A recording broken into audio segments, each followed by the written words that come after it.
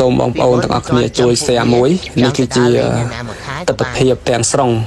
អំពីកោះកុដដែលជាកោះរបស់ខ្មែរយើងសប្តាហ៍ថ្ងៃនេះគឺត្រូវបានថៃគ្រប់គ្រងនៅលើដែនកោះរបស់យើងគឺ100%ហើយស្រស់ស្អាតមែនទែនបងប្អូនស្រស់ស្អាតមែនទែន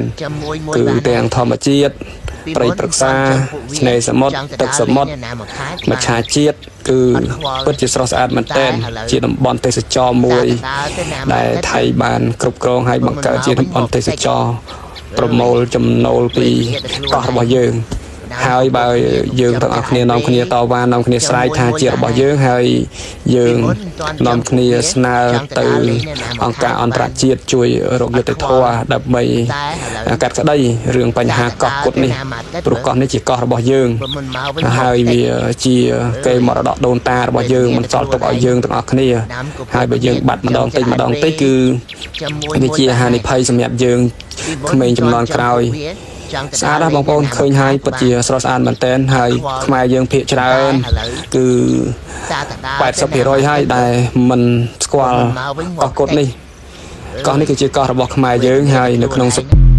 ណាំគ្រប់គ្នាកុំចាំច្រើនពេក